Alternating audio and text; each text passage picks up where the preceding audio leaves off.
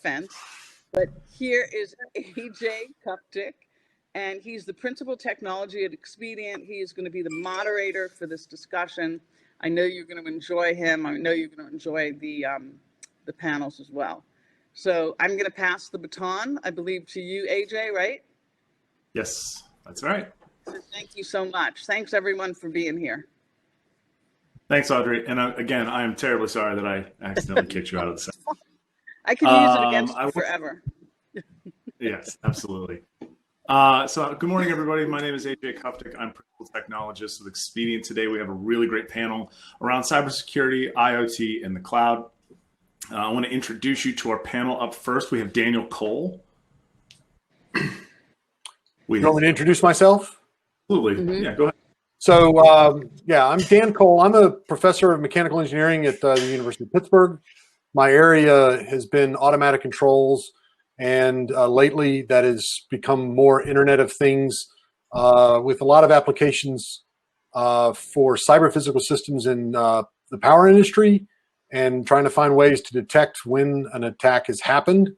And that has also led to, I'm leading a group of people that are looking to create a center around securing the industrial internet, which is very appropriate for this panel. Absolutely. We have Scott Christensen. Hi, thanks, AJ. Yeah, I'm Scott Christensen. There he goes. Oh, hello. I'm Scott Christensen. I'm the OT cyber practice director for GrayMatter. GrayMatter is a 30-year-old Pittsburgh-based company focusing on digital transformation in the industrial space. We've kind of organically have grown our cyber practice around solving many of the IoT and OT problems that generate out of kind of plant modernization and kind of OT digital transformation programs. Thanks, Scott. We have Jason James from NetHealth. Hi, my name is Jason James. I go by JJ. I am CIO of NetHealth. We're a healthcare software company that focuses on everything from hospital to home. I lead not only our digital transformation efforts, but also our security initiatives.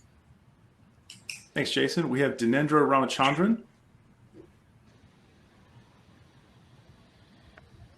Dinendra's muted. Yep. Fortunately, we can't hear you yet. Yeah, we can't hear Dinendra.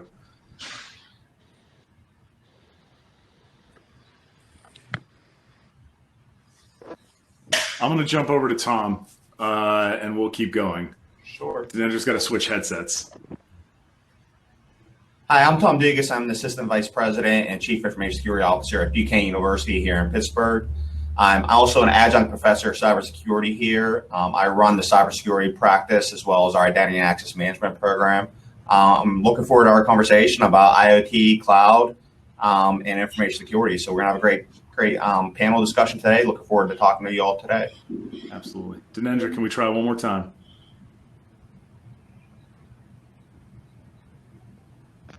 I don't think Dinendra can hear us at all. All right. No, can't hear Dinendra at all. All right, I'm going to jump to Tom first. Obviously, I'm sure it's front of mind with everybody here and everybody who's attending this session right now that COVID's made a gigantic impact on education. A number of us, my kids are in school. I know a number of your kids are all in school.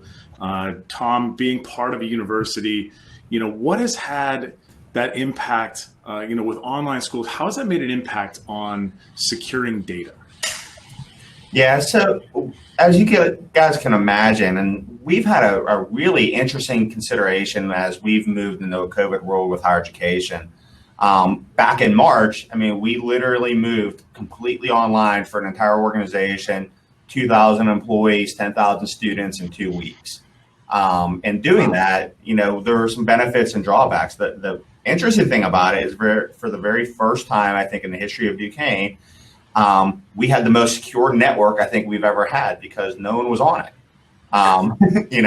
So we were able to see some really insightful things about what things were happening, what kind of attacks we were seeing, how many people were engaging us, what people were trying to do that maliciously and so forth. And so we were able to really look back on the way we architected things and see some things about higher education that made it insightful.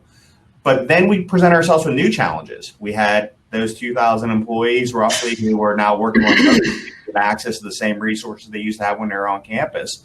And in many cases, we weren't ready to do that in a mobile, agile way completely, but we were able to pivot quickly and build up a great virtual private network and build some technologies and tools in order to put in place.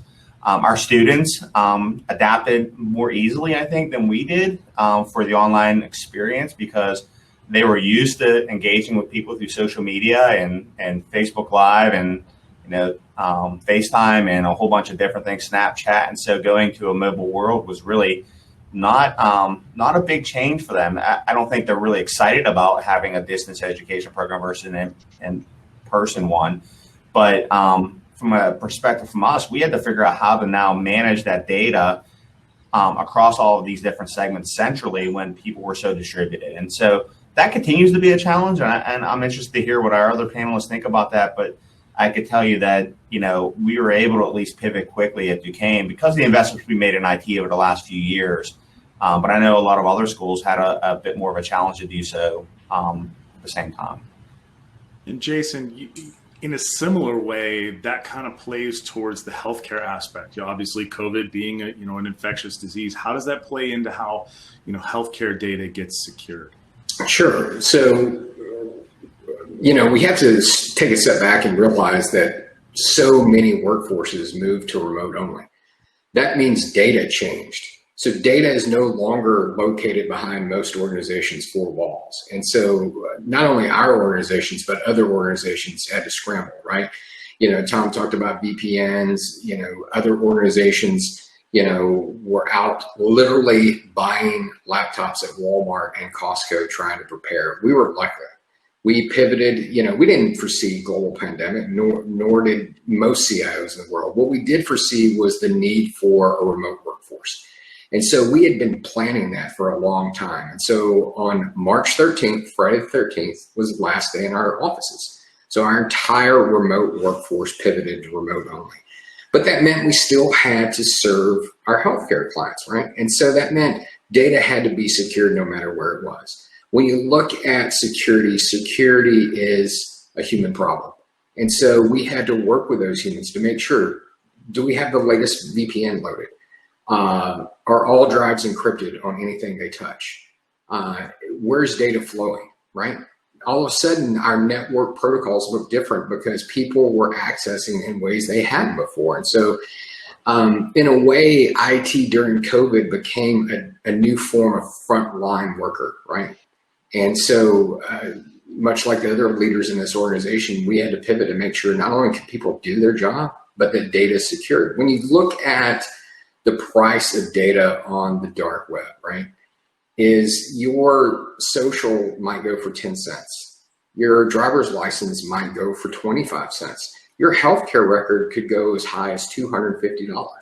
And the reason for that is we have an opioid addiction in America. That addiction is driving false prescriptions in order to get drugs that can be resold. And so if you're in the business of protecting healthcare data, you've never been as busy as you are now to protect that data, because these threat actors continue COVID-related materials to focus on people's fears in a time when everybody's working from home, right? Or living at work, if you will, right? We're all living at work now. And so those threat actors are going after our emotions to try to get that data. And for our organization and others, that healthcare data is the number one source that they're going after. And so we have to be more vigilant than ever before. We have to use tools in different ways that we haven't used in the past. And how are you monitoring that data? That was one of the questions that actually just came up in the chat here. So how are you monitoring that data? And Tom, same question for you. Yeah, we have to use next generation tools. So when we look at our tool sets, we can't be using traditional antivirus, right? We got to use next generation EDR, endpoint detection and response. We've got to use third parties, and we use Gartner leaders for that, where they're monitoring not only our data, but how stuff comes in and out of our network. You have to have better visibility than ever before. Four walls don't matter, but the data still does. Tom, mute. we've invested in that next generation endpoint detection and response technology, a security information event management system, outsourced managed security support system. And so we are able to keep pace with that because of the investments we made. My cybersecurity program at Duquesne is 4 years young. I was brought in specifically to modernize and automate a lot of that technology. And so we were very fortunate enough that we made the investments ahead of time. And so the transition for us, we had all the tools in place that were necessary. And certainly, I think that keeping that monitoring, it could be very, very overwhelming at times if you don't have the right alerts and management and SIEMs and log analysis and aggregation tools in place. So, visibility is key. And if you haven't invested in those technologies, I certainly encourage you to look at them. And I know some of the vendors in the space are looking at that, and some of the people in the expo. So please visit them. And so, Jason, you mentioned kind of PHI and PII and how those health records can be very expensive. How does that play into how you're handling security, and how do you make sure that your users know how to protect that data? Constant re-education, right? There's certain things that by guidelines we have to do, like annual training. We go above and beyond that. So part of my organization, what we do is create internal phishing attempts with some of the tools that might actually be the sponsors here today. And we make those in a way that, number one, they're very relevant. My users may accuse us at times of being mean by playing on their own fears, but so will these threat actors. And so regardless of who you are in our organization, if you click on a phishing attempt and you fail, regardless of who you are, you have to undergo 15 minutes of retraining. We've taken a little bit of harder stance. That gets reported back to hiring managers. So if you fail 3 times within a given period of time, they meet with you as your quarterly check-in to ensure that you understand that security is everyone's responsibility. It's not just the CISO or the CIO. It is everyone's responsibility. If you look at what's happening in the entire security ecosystem, take Garmin, for example, as a big high-profile ransomware case that happened recently. It took them down for 5 days? Estimates that they paid out $10 million in ransomware. Suffice it to say, it probably came in through email, as a phishing attempt, and, came in and encrypted their networks. Who knows if their networks were flat or not, but at some point a user was compromised. And again, we go back to security being a human problem. That user clicked on something, it activated within the network and spread. And so it requires us to constantly re-educate our workforce. We're not trying to make people paranoid, right? So I teach this philosophy called the vanilla ice strategy, right? And so the idea, and people that are younger are like, what the hell is he talking about? I don't even know who that is, right? And the idea is to stop, listen to this. right? To stop, collaborate, and listen. Number one, stop moving so quickly. You're not a rat being fed a pellet, right? Stop, look at the email, look at what it's being asked. Are you supposed to respond just because somebody sent you an email? So stop, collaborate. If it looks suspicious, get on a Slack channel, get on a Teams meeting, get on a phone call, talk to your peers and go, hey, I got this from a client, but I'm not suspecting that. What should I do? Call the client, right? And listen to your gut. If it looks suspicious, it probably is. The number one thing you do as a security professional, and as any professional, assume malicious intent. As a leader, we always start by position of assuming positive intent with our employees, okay? But as a security professional, if you always assume malicious intent, whether it came internally or externally, that alone will do wonders to protect your environments. I need to stop, collaborating, and listen on a poster. That needs to be, by the way, that's trademark Jason. Jason came up with that, not a security vendor. Jason came up with that. So if you try to take that, you got to pay Jason. So Scott, I know that you've had some, that sort of same realm around healthcare, but not the data standpoint, but from the device standpoint. Can you kind of talk through, your thoughts around healthcare data, but from a device standpoint? Well, in general, it's about, it's not just the devices, but I can talk about the insulin pump hacks or the pacemaker hacks and all kind of the embedded systems. But in general, across all the supply chain, probably a lot of places that we see the biggest weaknesses in IoT in general is kind of the devices that can't protect themselves. How do they interact with other things, right? Whether it be everything down from a PLC that sits and runs the operational line or as the pacemaker. These devices I can't always load applications on for them to protect themselves. So how do I protect the interactions these devices have with other machines? I'm a big proponent of zero trust within my environment. Verifying everything prescriptive of my communications and protecting my environment and segmentations. All these things are kind of proactive ways to prevent. And to add on to that is there's a lot of times a conversation around risk mitigation as well.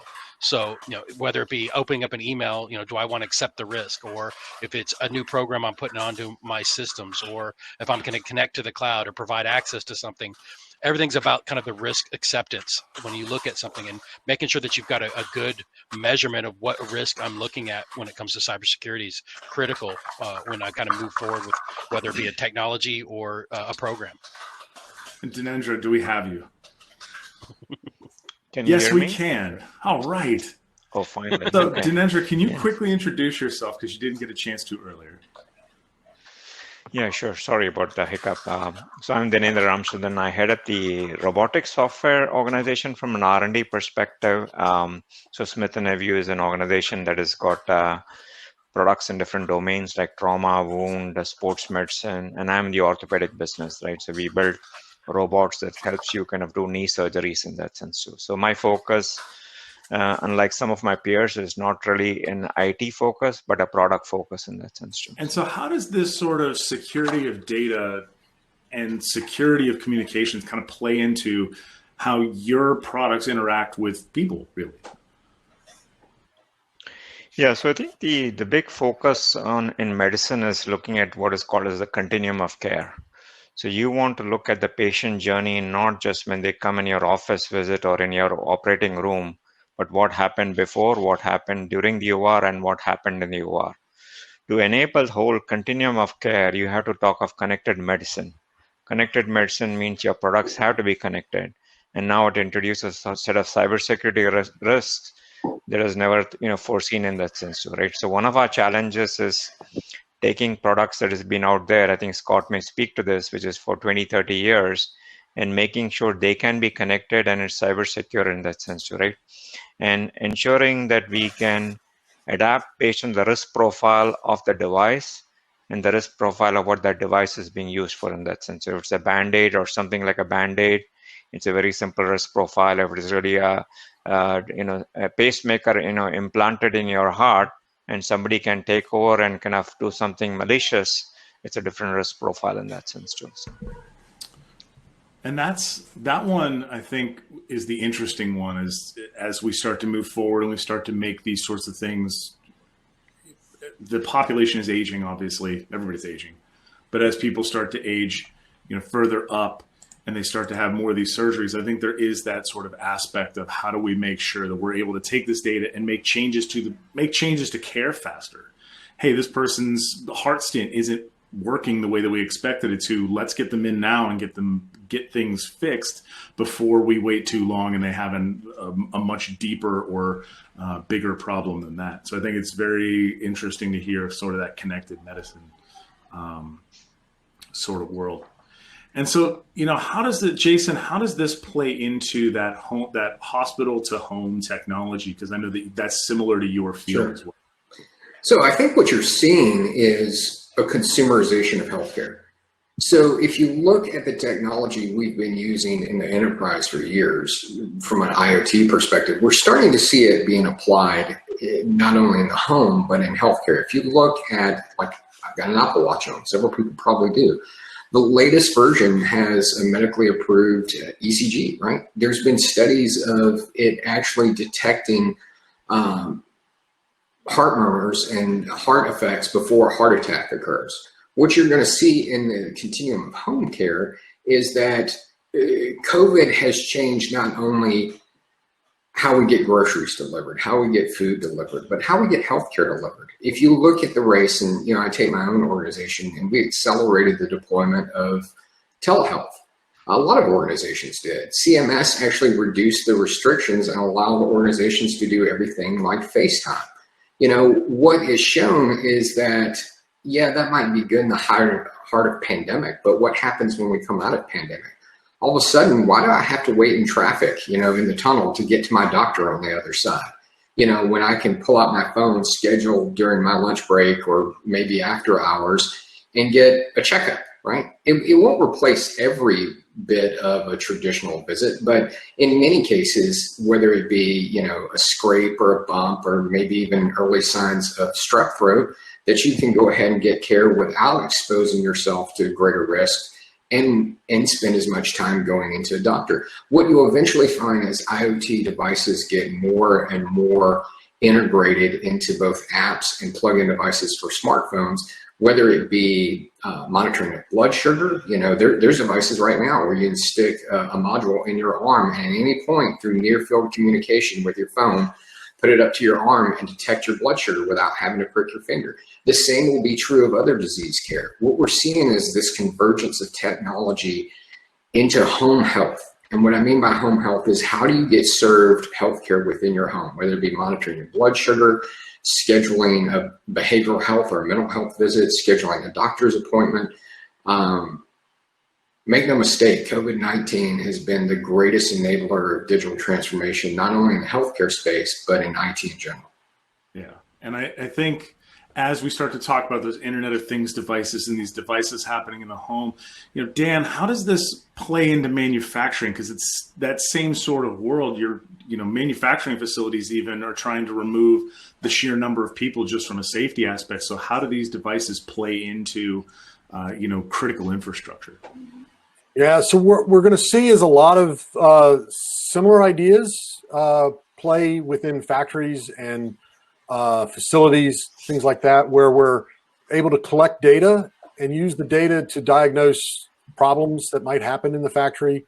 And even broader than that, you can think about using data in aggregate across a fleet of plants maybe, and being able to figure out that if there's a problem in a plant over here, that we now can look for that signature in these other facilities and be able to do a much better job of operation and maintenance, managing operation and maintenance, having the people do things when it's necessary and not on some periodic schedule that was determined arbitrarily. All of that, of course, and we want to do all this. This will save enormous amounts of money as we automate things, automate manufacturing.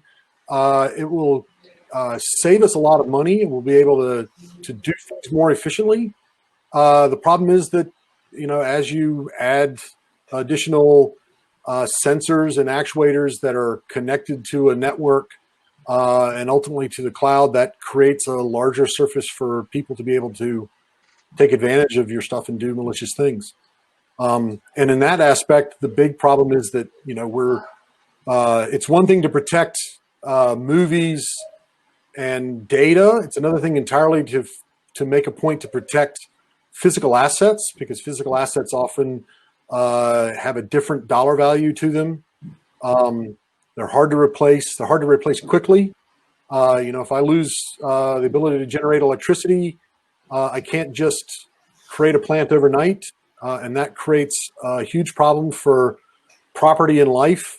That is a big concern. And so while creating an industrial internet, I think, is a great thing for business and for manufacturing, it's also something that we have to do smartly so that we can avoid problems that could result from bad people trying to do bad things. And Scott, that kind of plays into your field as well. And I know that, we actually had a really great pre-discussion, and Scott had a lot of things to say about a whole lot of things. So, Scott, how does this play? That's sort of that same realm of like IoT and OT coming together. Absolutely. On critical infrastructure. Yeah, absolutely. I'm sure everyone on this call loves the term convergence. I mean, we've heard it so many times over the last 10 years, the IT OT convergence. And I think really that's where IoT plays. It's really where we start blurring that edge line where it belongs, where we separate. And to kind of play on Dan's point a little bit, one of the challenges we focus a lot of times, as Dinendra's talked about, was that the technology that we have to support and secure could be decades old. And then I've got to also support something brand new. So there's a big paradigm shift when I switch to OT and I've got a, say, a 25-year-old production line or OT infrastructure versus an IT where I might have a refresh rate of 3 or 4 years. So I have to kind of look at how does that security paradigm shift for me? But then I also have to take into component that my priorities shift as I transition down my stack, right? Confidentiality doesn't become king as I move into OT. It's much more about, uptime. It's much more about safety. Because I've got a physical component, a valve doesn't open when it's supposed to be. That's a bad thing, right? We've even seen physical attacks coming in through gateways and, even using spear phishing to do things like, make blast furnace explode. There was a giant German, about 6 years ago, there was a huge explosion at a blast furnace in a German steel mill because they came in through a spear phishing attack and they turned off all the safety controls. So when you start talking about that uptime and that risk and safety component, it changes the paradigm of how we focus about security. And then the window of patching is always the headache we deal with, right? Because I can't just say every patch Tuesday decide to push out all my patches and all of a sudden I'm now compliant with all my systems. I have to now worry about systems that may go years without patching, and do I have controls in place? And then then lastly is how do I look at access to my individual systems as well, right? So when I look down, do I want to provide access all the way down to my very lowest sensors and robots and a lot of the systems that are operating down below, or do I want to stop that access?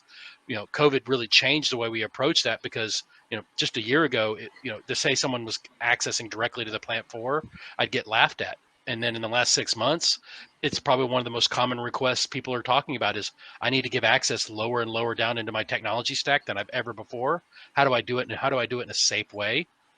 And I make a conversation a lot of times, I've said this over and over again, security's at their best when we stop being looked at as disablers and look at as enablers. Here's how you do it in a secure way. Here's how you do it in a risk-adverse way. And that's really where the core function of what's changed is it's not about just telling you what you can't do on our network and how you can't access things. It's here's how to do this in a proper way. Here's how to provide remote access in a secure way. Here's how to, make sure you control what you're doing within an environment. And so it's kind of critical to what you do when you start looking at is security shouldn't just be always saying no. It's more about focusing on how do we do this in a way that is acceptable from a risk standpoint. And that, I think, plays into what's interesting to me is that even though these are all various different sort of realms, right? You have healthcare, you have education, you have manufacturing. All of these things all have the same sort of concerns. It's how do I enable the people to do the thing that they want to do, whether that's access their class data, whether that's access their PHI, whether that's doctors accessing that PHI in telehealth, or how do I enable my manufacturing facilities to be able to be managed and monitored remotely, given that people are really not allowed to go into these sorts of workplaces. I think it's been very interesting to kind of hear all of these stories all together, but they all have the same sort of main line. We have a question here. How do you foresee consumers protecting themselves from insecure IoT devices when manufacturing could easily probably go overseas to bypass government regulations? So I think, Dinendra, this kind of plays into your thing around product design and how, how does that play into the overall, how does security play into the overall aspect of product design from an IoT standpoint or a device standpoint? Yeah, so we have an approach which is called secure by design. So right from, when we talk of the design lifecycle of a product, it goes through requirements, architecture, design, integration testing, system testing, and finally submitting to the FDA and all those things. So we go through the whole design to the entire life cycle. What are the requirements in terms of availability, integrity of the data, IP risk, and all those things? How do you ensure that the privacy data is maintained? And then we look at the architecture, we look at the design, we look at all those aspects in that sense, right? And we do something called as failure mode analysis, right? We look at the failure modes in terms of spoofing risk, phishing risks, denial of service attacks, what happens in that sense too, right? So we look at the totality of everything in a complete sense, and we verify and validate it, right? Before we put a product out there, we do the ethical hacking and the penetration testing to make sure the system is secure in that sense too. And that gets submitted to the FDA. And FDA has got some extremely bright brains related to cybersecurity right now on their side of the wall. So they look at this in 20 different ways and make sure these systems are very secure. I mean, I had a device that I submitted, and they asked me about Bluetooth tunneling risk, and I didn't even know what Bluetooth tunneling is, and I had to look it up and find those things. So I think it goes through a very robust cycle. It is not just throwing things over the wall, and there's regulatory oversight in that situation too. So I think the challenge is that you, as a device manufacturer, and any other manufacturer who's coming in with a device to the healthcare space, they have to get it approved by the FDA for it to be approved for use in the US. I think consumers, and Scott, I know that we had some of this discussion before around, and Jason, you mentioned it earlier, you know, the consumer IoT devices, right? Everybody has the Internet of Things devices in their house. They have security cameras, they have smart lights. By the way, I have the beta of the next watchOS, and yes, I do wash my hands more now. So the little timer kicks in. It literally says 20 seconds on there, and you have to wash your hands, keep moving your hands until it taps you on the wrist, and then it gives you a little thumbs up, a little good job. So these are the sorts of things where it's like these little devices that are making behavioral changes that are going down that path. You know, Scott, how do we help secure that for home use, even when we may not have control over the ability, like, you know, to block hard-coded admin passwords and those sorts of things? Well, I mean, I think the first thing is realize you have no more power than before you bought the item. You know, whatever your selection process, if security is not part of that selection process, we tend to always think of, oh, I like how the colors are, I like the feature functionality. Security should be included as part of that selection criteria. You know, what are the vulnerabilities? What are the CVEs out on this device? You know, what do they do from security standpoint? Do they meet certification standards? These are all things you can do prior to ever selecting, and this goes across either the individual consumer or even corporates, because oftentimes, a lot of times we look at it from the standpoint of we acquire an item and then try to figure out how we're going to deploy it securely. When initially it should have been, did we choose an item that was secure in its native state, right? Is security built into and ingrained, as Dinendra said, secure by design, right? Did they take that into account? And you have no more power. The most time you'll ever have authority and power is before you make the purchase, right? That selection criteria, and that goes for consumers, and it also goes for, you know, corporations. When you're looking through things and you're looking through the supply chain, the time to be requesting security and understanding what was the design of the security within a product is prior to acquisition. Once you've acquired it, then it becomes a whole different challenge to put compensating controls in place and deploy in a secure way and to mitigate what might be risks. So the first, I think, the thing consumers can look to do is, what is the security in a product prior to purchase, right? Have they done third-party pen testing? Have they done, you know, had ethical hackers look at the device? Have they done white box challenges? Have they done red teaming? Have they done a lot of these basic core functionality things around it? Do they belong to certification bodies? Do they follow standards? These are all things you can take advantage of, and it's so much easier to look at the selection criteria prior to, you know, acquiring a device. And so I think that's the first thing.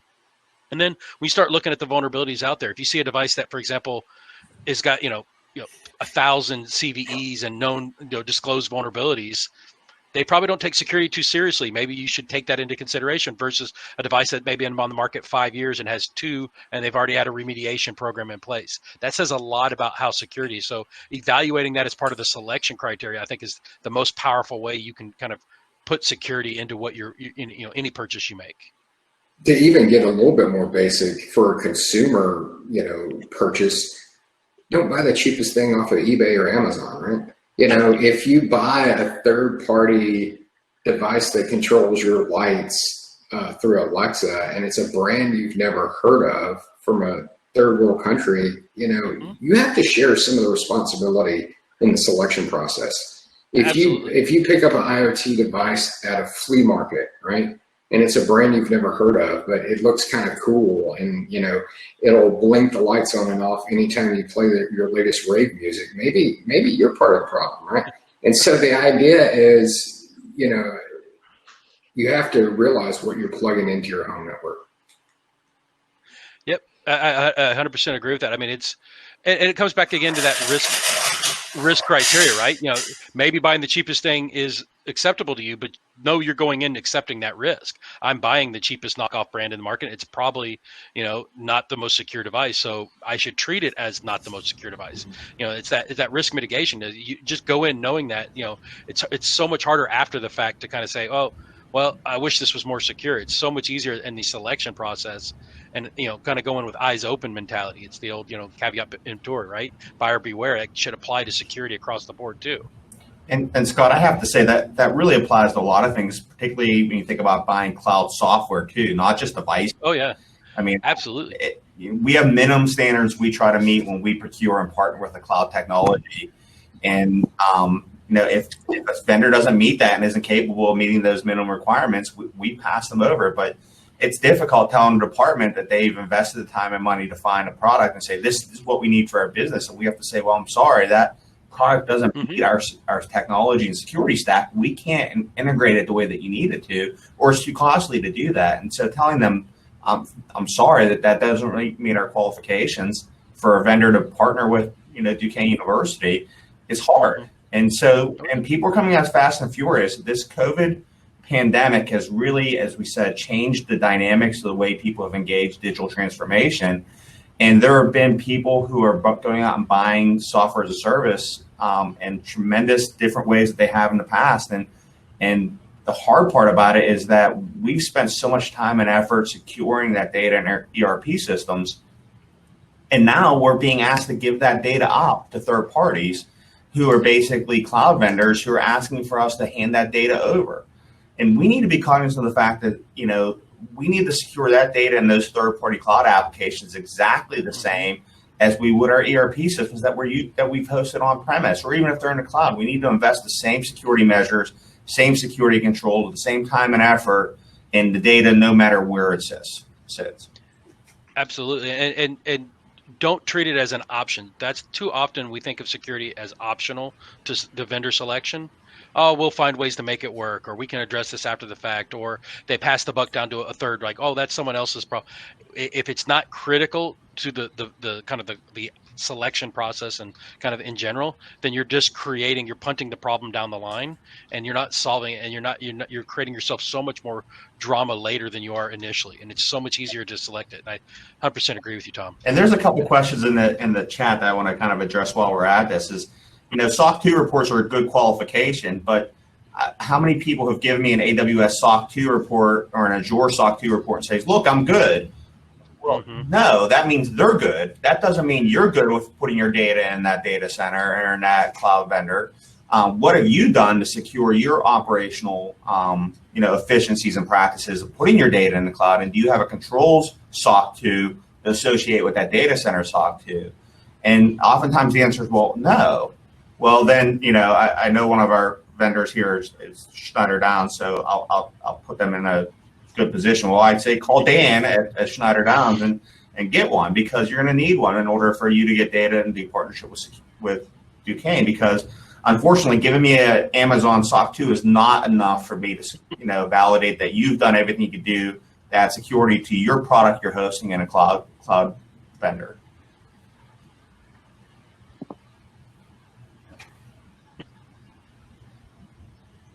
You're on.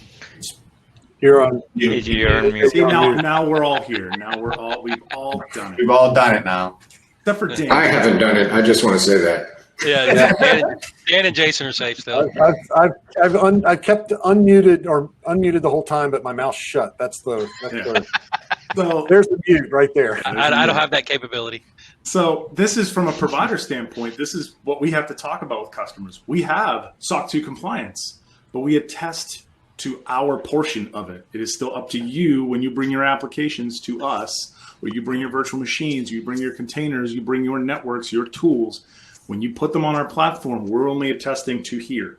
And then it is up to you to still do your part up here. It is not instant security to land on a cloud. And I think that one, a lot of people will come back and say, just going onto a cloud instantly makes you more secure. I mean, yeah, if that portion of the compliance or security portion of the regime is the problem.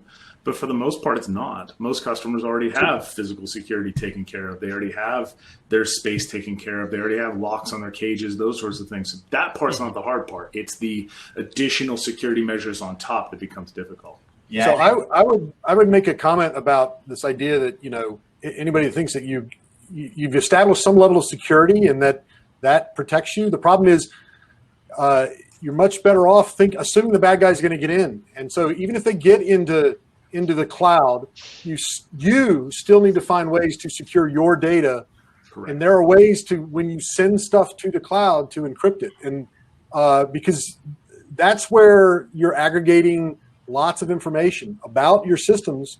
And if it's you're aggregating across power plants, for example, now you're offering a bad guy a way to learn a lot about your systems that you don't want him to do.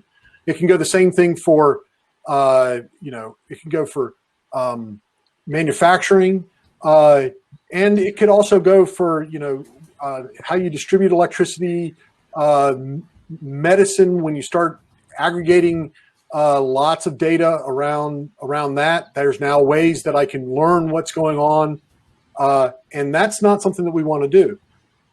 We necessarily want to let happen. So I would agree that there needs to be more due diligence.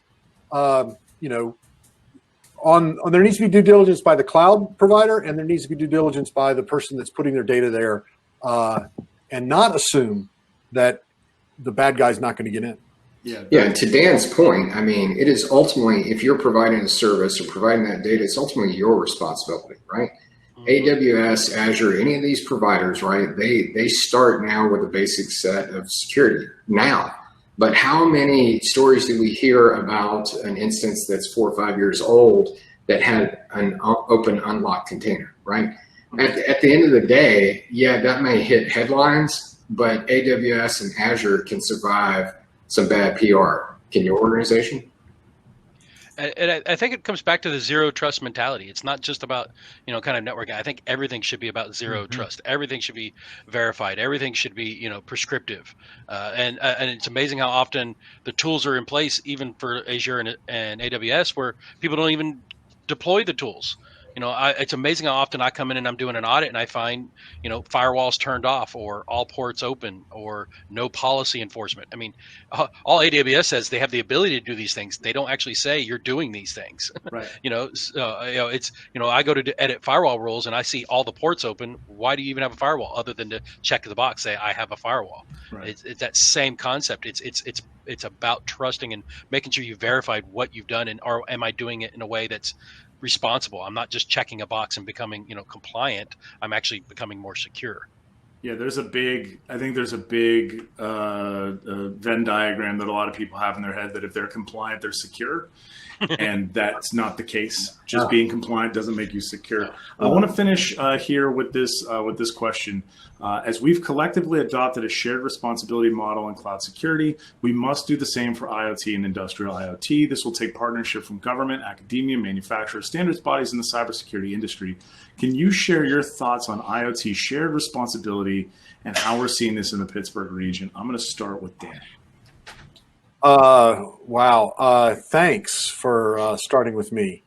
Feel like you'd know. Yeah, no, I don't know. So this is a thing that we're struggling with, right? So this idea of how you go about securing the industrial internet and where that responsibility lies is bigger than the actual thing, right? It's not just at the thing level. It's not just at the device level. It's not just at a network level or the cloud. We have to consider all of that and how they interact with each other. Another thing that happens when you start thinking about security in that way is that when you're doing industrial processes, a lot of times it's the supply chain that matters. And so if I'm manufacturing something, I care about what happens along the supply chain for that particular part, but there's also supply chains that feed into that from the side, because I've got printers that I have to, 3D printers that I have to secure, and the software on the 3D printers and the software that's used to create the geometry and all of these things that touch it. There's also, we'll have embedded control units that you can have security problems at the chip level. So, to sort of finish up the thought, how is this being addressed in Pittsburgh? So I'm at the University of Pittsburgh, and I know that at a lot of the universities that there's interest in looking at ways to address security of the Internet of Things. We're certainly doing that. I know that CMU is doing it. I know that Duquesne is. That's the aspect there. I do also know that there are lots of companies in the region that are interested in this very problem. Part of it is the problem of even just creating the industrial internet, which is a feat in itself. But the security thing is moving along with it because we know this is a problem, as we've talked about today. I'll take it to Scott next. Yeah, thank you. So a lot to unpack there, but I think it's going to probably annoy a little bit what I'm about to say, but I think the industries that are regulated tend to take security much better than the ones that are unregulated. What I've seen is the voluntarily following best security practices is much lower. I mean, it's almost non-existent if I'm not regulated. You look at power and healthcare; they're so much better across the IoT and industrial space than a lot of the other verticals because of the regulations, whether it be NERC-CIP or FDA or any of the others. They're much farther in the maturity scale when it comes to kind of the Internet of Things and security because they've already dealt with this over the last decade, plus some for medical, right? Whereas you look at some of the unregulated industries, and unfortunately, I almost feel like regulation may solve more of the problem because it forces you to prevent dragging your feet, right? The problem with a lot of times with regulations is they become compliance, not security driven, right? Do you have a firewall? Check the box. Yes, I do. Yeah. Okay. I mean, NERC-CIP, if you remember the early days though.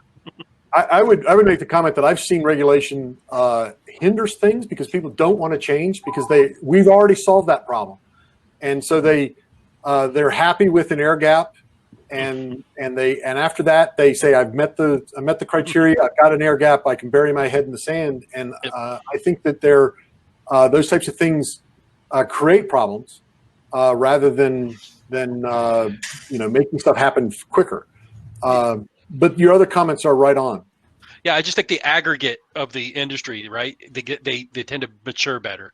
As much as I'm not a fan of blanket regulations and prescriptive compliance, right? I just think it doesn't achieve security a lot of times. But I think the problem is at this point there's a lot of organizations that spend a lot of time avoiding security as a cost-effective measure. So, right. And once you start seeing security only as a cost center, it's much more difficult to become secure. Because you only see it as costly. And I remember the early days of OT when we were talking about cybersecurity. It was amazing how often I would ask, well, who else has been attacked? Well, I'm not going to worry about it until I see more and more people attacked. And then what we saw happen over the last 2 years is everybody's been attacked. I mean, you look at ransomware, it's something like 60% of every vertical has been hit with ransomware in the last 12 months. I mean, it's but we could have solved a lot of these ransomware attacks if we had 5 years ago started building more and more maturity into our IoT and our IIoT security programs. So when we start looking at that, I don't know another way other than we start looking more and more about, regulations. And I see someone post NIST, and I love NIST. I'm a big fan of NIST. Been on multiple compliance boards with NIST. The big thing about NIST though is it's voluntary. And and when you look at things that are voluntary, like I said, what I've seen in my space is it's much harder to get a security taken serious unless it's got teeth behind it. It's just if you look at water industries, just now adopted cybersecurity, and it's amazing how often the water utilities are now going through risk.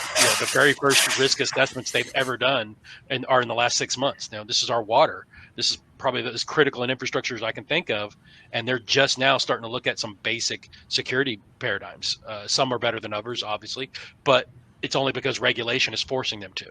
It's really great that you're putting all this positivity out there, Scott. I try. Making sure that our electricity and water are just now figuring out how security work. In fairness, electricity's NERC-CIP's over 10 years old, so NERC, like I said, electricity, I give them, they're better, but even Dan can speak to this. The early days of compliance with them, exactly. Yeah, no. The early days of compliance, how scary compared to it is today. They're better today than they were 10 years ago. Yeah. That just shows you how bad they were. Well, I hope everybody had a great day. And they won't be thinking deeply about how our critical infrastructure is really great. We could always go back to pacemakers and insulin pumps and talk about how easy those are to hack. But in fact, I was just about to bring the conversation to Jason. Jason, how does IoT security, being played out here? I know that Dinendra, I'm sure, has some thoughts around how it goes into devices specifically, but how is it working for NetHealth in particular? I think what we're going to see is an evolution of data that comes to us, right? Again, we talked about more of it being either clinician or hospital driven. I think what we're about to see in the future is that coming directly from the home, from the provider, from the traveling physician. A consumerization of IoT is definitely afoot in healthcare. I mean, AJ, you talked about one, washing your hands more frequently is a COVID protocol, and now you're getting a reminder on your watch. Well, that data will need to be collected somewhere. And so as more and more people use devices to monitor their insulin, rather than it being done at a skilled nursing facility or assisted living facility, it's going to be done in the home. And that data will be incorporated eventually into a lot of healthcare software to manage and improve the patient experience. I do want to say one quick thing about the previous question. We talked about, one way Pennsylvania and Pittsburgh can educate themselves is through a shared responsibility and a shared collective of information. One of those starts with InfraGard. InfraGard Pittsburgh is available to any organization in that region. It's a joint program between the FBI as well as private industry. And so security all boils down to education. Anything Scott or Tom or Dan or anybody here talked about today, right? It's a shared collective knowledge. If Dinendra is talking about a healthcare device being compromised, that information would be shared publicly so people could harden it, right? The idea is you have to share information to really be able to fight these issues. I just posted a link to it into the chat. I would like to point out that InfraGard Pittsburgh does not have an HTTPS site. Maybe it's a test. It is, and I just got honeypotted at Infrastructure Security Group. There you go. Dinendra, do you want to kind of follow along on that the healthcare thing? We'll let Tom finish it out. Yeah, I think so. This is to me, this problem is somewhat going to get worse, because if you talk of the technology that is literally around the corner or is almost there, is you talk of 5G. Now you talk of connected devices. I think people are talking of AI and ML, right? And this is not literally futuristic stuff. AI and ML is being applied today for optometrics and a lot of other things too. So think of all these systems that is going to come in place. So the security almost become table stakes at that point too, right? And I think there's a question about government, right? Data sovereignty is going to be very important, right? When you talk of getting products out in the Chinese market, for example, they're extremely critical of those kind of data not leaving the boundaries of China. Even Europe is moving in the direction too, right? So these are all challenges that we have to figure out. 5G, connected medicine, digital twins, AI and ML being applied. This is all going to be real, right? So we have to get cybersecurity as table stakes, so that we add the value from a customer experience standpoint, because they will not worry about cybersecurity. They'll make sure that healthcare is the right thing, they're getting the right information at the right time. Security will not come into the conversation. It really almost needs to be something that happens behind the scenes and people don't even worry about it in that sense, right? I think in terms of Pittsburgh, I think this really needs to be incorporated in the education system a lot more than it is today. I think we are still struggling to find, very sophisticated professionals in that regard. So sometimes we end up going outside, and it's a global marketplace in that sense too.